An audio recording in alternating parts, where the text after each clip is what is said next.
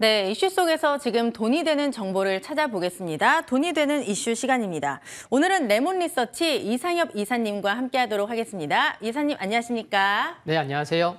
네, 반갑습니다. 여러분들이 가장 궁금해하실 만한 이슈 첫 번째 바로 공개해 보도록 하겠습니다. 네, 돈이 되는 이슈 첫 번째, 2030년까지 수소 상용차 3만 대 보급, 수소시대 본격 개막 하나입니다. 최근 시장에 친환경 바람이 계속 불고 있죠. 이제는 수소 관련주들이 움직임 보여주고 있습니다.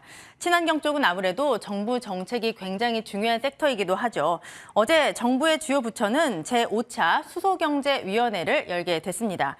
목표는 딱 이겁니다. 2030년까지 우리나라 세계 1위 수소산업 강국으로 도약하겠다. 이런 부분입니다.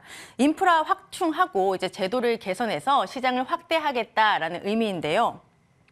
그리고 주목할 만한 부분도 있습니다. 이제 윤 대통령이 대선 공약으로 내세웠던 부분이 있습니다. 원전을 이용해서 수소를 생산하고 이제 무기의 에너지원으로 수소를 활용하는 방안이 추진된다라고 합니다. 우리나라만 하면 괜찮을까 싶은데요. 이슈가 또 하나 있었습니다. BMW와 폭스바겐도 이 수소 시장에 뛰어든다라고 합니다. 또 유럽연합에서도 이렇게 충전소 설치를 의무화한다라고 하면서 시장이 성장할 것이란 기대감 묻어나고 있는데요.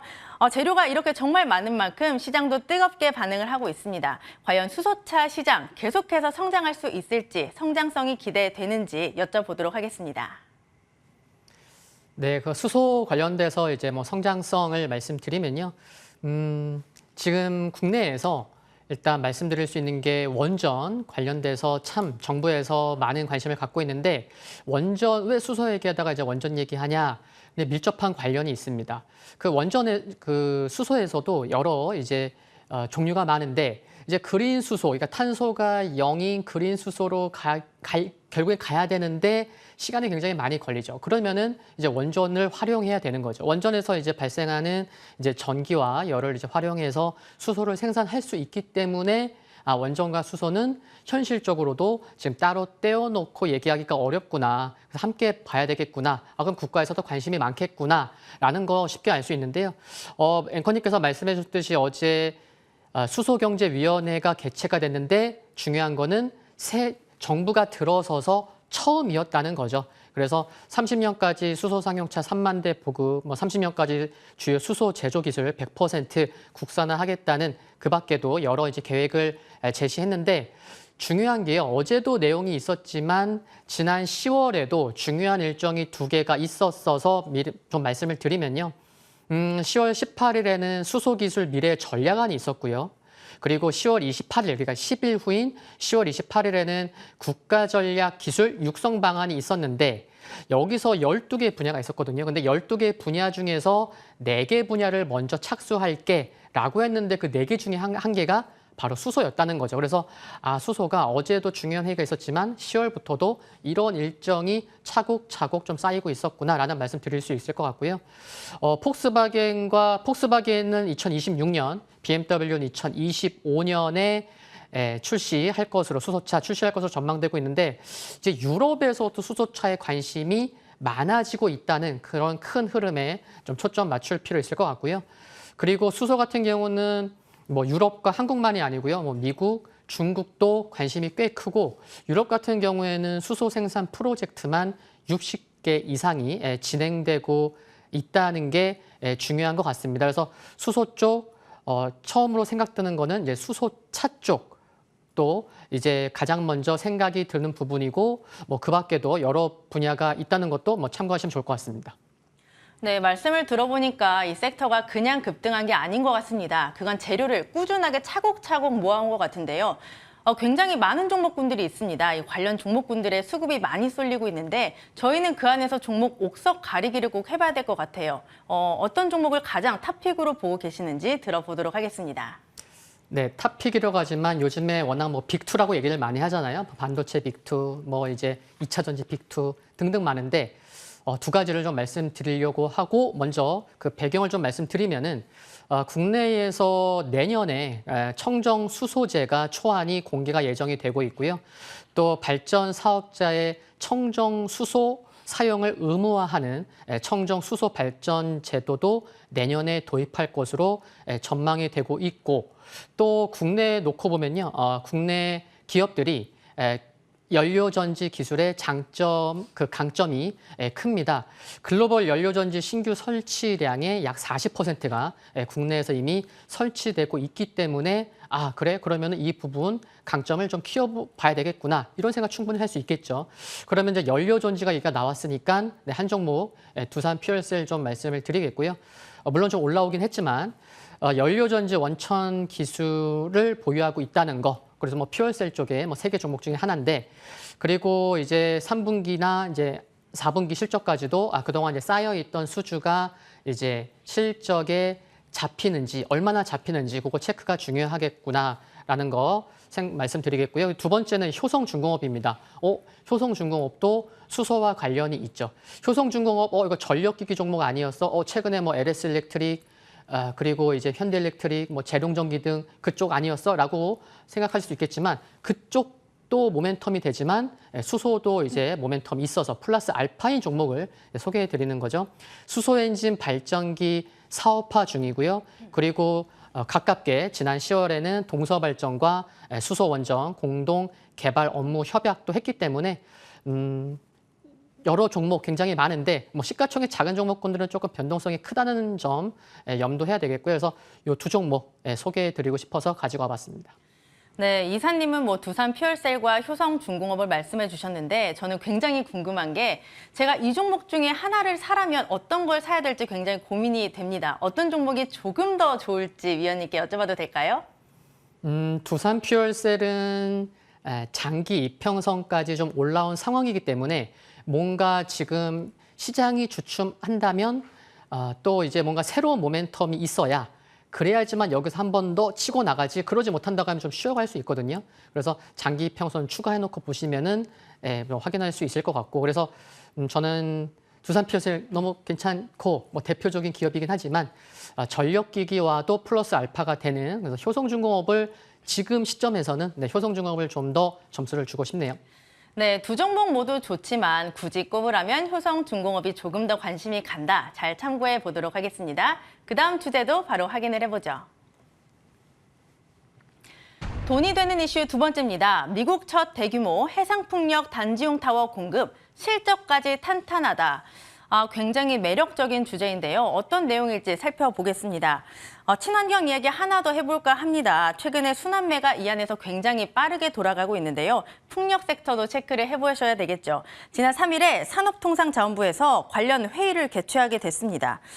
네, 바로 내용은 이겁니다. 2030년까지 태양광과 풍력의 비중을 조절하는 것. 특히 풍력을 13에서 40으로 크게 늘리게 됩니다. 그리고 정부가 나서서 관리하겠다라는 의지가 담겼는데요. 이에 따른 관련주들이 들썩였습니다. 그중에서도 가장 많이 언급되고 탄력이 굉장히 좋은 종목군이 있었는데요. 바로 이 종목입니다. 네, 바로 CS 윈드입니다. 정말 여러 가지 리포트들이 많이 나왔는데요. 일단 어제 실적이 나왔는데 3분기 굉장히 좋았습니다. 전년 대비 매출은 50%, 영업이익은 57% 증가했습니다. 다만 걱정되는 부분이 미국의 중간 선거였는데요. 친환경을 주목하는 민주당이 아니라 전통적인 에너지를 고수하는 공화당이 이길 것으로 예측이 되면서 관련주들 괜찮을까라는 이야기가 굉장히 많이 나왔습니다. 하지만 메리츠 증권에서는 선거 결과에 관계없이 미국의 풍력 시장은 성장할 것이고 그에 따른 수주 확대 기대해 볼 만하다라고 밝혔습니다. 그리고 생각보다 민주당과 공화당이 박빙을 보이면서 우려감도 굉장히 빠르게 꺾이는 모습이고요. NH에서도 이야기를 하고 있습니다. 마찬가지로 미국 풍력 시장에 대한 기대, 그리고 IRA, 인플레이션 감축법에 따른 수혜가 기대된다고 보면서 중장기적인 전망치를 상향 조정하기도 했습니다. 글로벌 풍력 시장 앞으로 정말 더 좋아질 것 같은데 또 제가 보는 것보다 우리 이사님이 보는 것이 조금 더 정확하겠죠. 과연 이 성장성을 어떻게 보고 계시는지 여쭤보도록 하겠습니다. 네, 우선 글로벌 풍력 발전 규모를 좀 말씀을 드리면요. 작년에는 837기가와트에서 2026년에는 1395기가와트로 증가할 것으로 보고 있는 점, 그러니까 앞으로도 수요가 많다는 점 먼저 체크해 드리겠고요.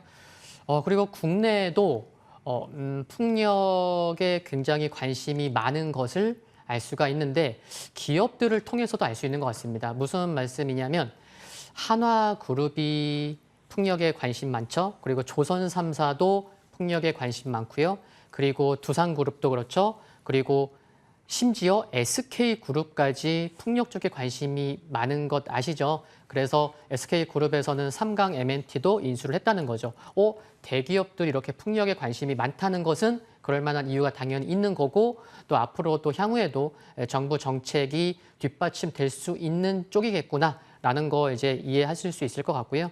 그리고 앵커님께서 말씀해 주셨듯이 풍력 발전의 비중이 증가합니다. 수치 하나로만 말씀을 드리면은 작년 국내 발전량이 풍력이 77.7메가와트였는데 태양광 설치량 기준과 비교해 보면은 이 수치가 500분의 1이라는 거죠. 그래서 앞으로 정말 풍력은 시장은 매우 커질 수 있겠구나. 정부에서 관심이 많구나라는 거 알고 계시면 좋을 것 같고 또 미국에서 이제 IRA 통해서 미국 시장에서 이제 풍력 시장이 더 커질 수 있다는 거죠. 그러면은 이제 미국의 풍력 시장이 커질 때 거기에서 뭔가 좀 강하게 드라이브 걸고 모멘텀이 큰 기업에 대한 관심을 가져야겠다라는 거 말씀드릴 수 있을 것 같고 하나만 더 말씀드리면은 오늘 오전에 사우디와 이제 비즈니스 워크숍 개최했다는 뭐 뉴스가 이제 새벽 6시부터 나왔는데 사우디에서 요청하는 건 뭐였죠? 그래 한국 기업 좀 참여해줘. 그 세 개 분야를 얘기한 게 에너지, 스마트 시티, 인프라였죠. 근데 이 에너지에는 신재생 에너지가 들어갈 수 있다는 거죠. 풍력, 태양광, 수소. 네, 그래서 이게 사우디랑와도 관련이 있을 수 있다는 거. 그리고 다음 주에 뭐 빈살만 왕세자가 진짜 1박 있을지 뭐 시중에서는 언론에서도 뭐 치를 얘기도 나오지만 그 사우디와 관련돼 있다는 거. 그러면 빈살만 왕세자가 방한하는 것과도 조금 투심에는 좀 긍정적인 부분이 있지 않을까 그런 것도 생각해 볼 수 있다고 말씀드리고 싶습니다. 네, CS 윈드에 대해서 이야기 들어봤는데요. CS 윈드가 또 3분기 호실적을 기록하면서 굉장히 기대감이 높아지고 있습니다. 오늘 주가도 보니까 지금 67,500원까지 올라와 있는데요. 또 호재도 있습니다. 연내 미국 해상풍력용 타워 공급을 시작한다라고 합니다. 실적이 계속해서 좀 좋아지지 않을까라는 생각이 드는데 또 실적이 굉장히 중요하잖아요. 앞으로 이런 실적 이어질 수 있을지 전망 좀 부탁드립니다. 네, 풍력 쪽에서는 한 종목만 꼽자고 하면 단연 CS 윈드가 아닐까 싶습니다. 풍력 타워 제조 쪽 이제 글로벌 1위 기업이기도 하고요. 지금 이제 11월이어서 이제 올해보다는 내년에 초점을 맞춰야 되고 그런 기업에 관심이 필요한 거잖아요. 근데 내년 신규 수주가 올해 대비 50% 이상 증가할 것으로 기대가 되고 있고 실적도 뭐 내년 가봐야지 좀 더 정확할 수 있겠지만 일단 시장에서 전망되고 있는 거는 영업이익이 내년에 올해 대비 100% 증가할 것으로 기대가 되고 있는 점. 그래서 이제 CS윈드가 미국 내 타워 점유율이 기존에는 한 30%였는데 50% 이상 점유율을 늘릴 수 있다는 기대감도 있다는 거 참고하시면 좋을 것 같고요. 그리고 기술적인 흐름을 보면은 최근에 미국의 중간 선거 이슈로 인해서 좀 변곡점에서 좀 급락이 나온 부분도 있지만 추가 하락이 뭐 빠르게 멈춰지고 횡보, 저점을 높이다가 이제 이번 주 들어서 좀 올라오는 상황인데 어제 흐름이 중요했던 것 같습니다. 어제 상승하면서 단기적으로 고점이 낮아지는 그 추세선을 그었을 때의 중요한 가격을 돌파한 것이 어제거든요. 그래서 그 부분 긍정적이고 또 공매도 비중이 9월 대비해서 10월에 엄청 많이 증가했었는데 11월 보면은 10월 대비해서는 공매도 비중이 또 상당히 낮아져 있습니다. 그래서 수급적으로도 그렇고 기술적으로도 긍정적인 부분이 있다는 거 참고하시면 좋겠고요. 그리고 가격적인 면에서는 마디 가격인 7만 원을 우선 강하게 돌파하고 안착해 준다면 네, 흐름과 방향성을 따지고 보면은 그래 앞자리 바뀔 수 있는 뭐 8도 좀 기대해 볼 수 있을 텐데 그래서 우선은 7만 원을 강하게 돌파하는 게 중요한 것도 참고하시면 좋을 것 같습니다. 네, 말씀만 들어보면 너무 좋은 종목인데 지금 말씀을 하신 대로 7만 원이라는 벽을 뚫기가 굉장히 쉽지가 않습니다. 오늘 잠시 또 7만 500원 터치가 나오기도 했습니다. 이런 종목 사실 약간 벽이 막혀 있다라는 생각이 들어서 접근이 살짝 두렵기는 하거든요. 지금 구간에서 이 종목을 좀 더 가져가면 좋을지 아니면 갖고 계신 분들은 조금 덜어내면 좋을지 자세한 의견 부탁드릴게요. 네, 그래서 오늘 흐름이 이제 7만 원을 이제 올라갔다 왔는데 지금 중간 선거 관련된 기대감이 반영되고 있고 뭐 어느 정도 됐다고는 정말 뭐 구체적으로 알 수 없지만 이미 되고 있다는 거. 그리고 3분기 실적도 양호하게 발표가 됐고 그러면 여기서 뭐 플러스 알파가 좀 나와줘야 7만 원 안착하는 거 아니야? 라고 생각할 수 있을 것 같아요. 그래서 조금은 뭐 깊은 뭐 가격 조정보다는 좀 기간 조정 성격의 조정은 좀 생각해 볼 수 있는 게 아닌가. 뭐 특별한 재료가 추가로 나오지 않는 이상은요. 그래서 추가 뭐 매수나 신규 매수 하신다고 하면은 일단 기간 조정 좀 더 기간 조정 성격이 뭐 나올 수 있으니까요. 여유 가지시고 보시면 될 것 같습니다. 네, 기간 조정이 나올 수 있으니까 이 종목은 조금 더 여유를 갖고 지켜보자 말씀해 주셨습니다. 잘 참고해 보도록 할게요. 지금까지 레몬리서치 이상엽 이사님과 함께했습니다. 고맙습니다. 감사합니다.